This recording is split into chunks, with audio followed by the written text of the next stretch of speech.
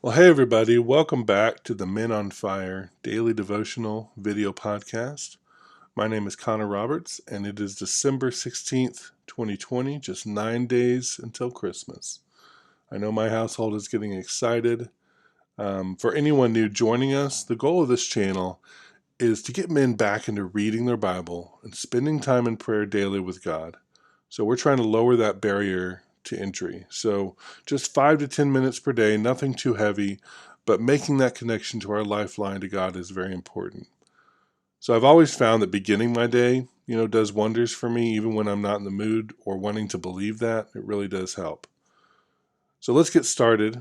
We're on day 2 out of 7 of the aptly named Men on Fire devotional by Stephen Mansfield. This is actually where I got the idea for the channel name. And so what we'll do is we will go through our devotional. We'll look at Judges 3, 1 through 4, and then we'll talk it over.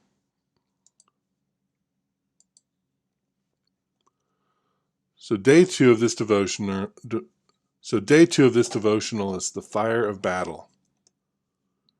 Ancient Israel had battled their way into their promised land and won many victories.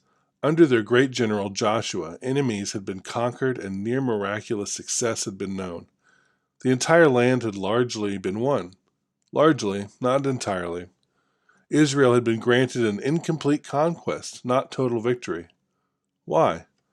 Well, the God of Israel did not grant his people a complete conquest because he wanted later generations to know how to fight.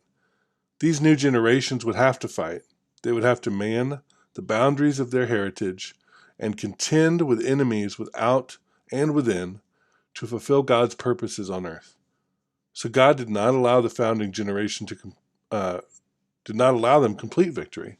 The next generations would have to be warriors as well. What was true in ancient Israel is true of us today. We are not meant to have our battles won for us. We are not meant to dissolve into softness and luxury because previous generations have won a measure of victory for us. We have battles of our own to win. This is why one of the fires I want to see blazing in our souls is the fire of battle.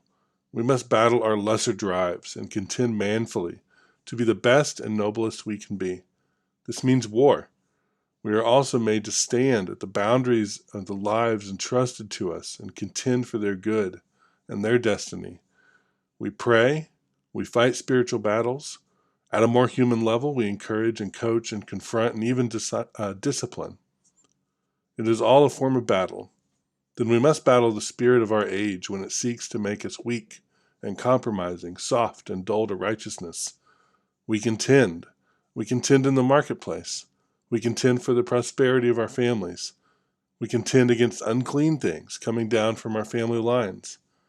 We contend for good in our communities and contend for the promise of the next generation. This is what righteous men do. We are godly warriors. Today, pray, open my eyes, Lord, that I may see. Show me the battles so that I can step into the fray. Judges 3, 1 through 4 says, Now these are the nations which the Lord left, to test Israel by them.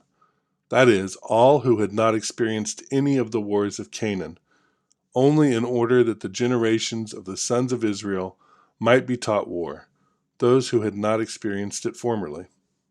These nations are the 5 lords of the Philistines, and the Canaanites, and the Sidonians, and the Hivites who lived in Mount Lebanon, from Mount Baal Hermon as far as Lebo Hamath. Hope I did that justice. They were for testing Israel to find out if they would obey the commandments of the Lord, which he had commanded their fathers through Moses. So, what did I get out of this today? Stand up and fight for what is right, protect those who are nearest to us, and consistently maintain that desire to push away anything which is harmful to us and our loved ones.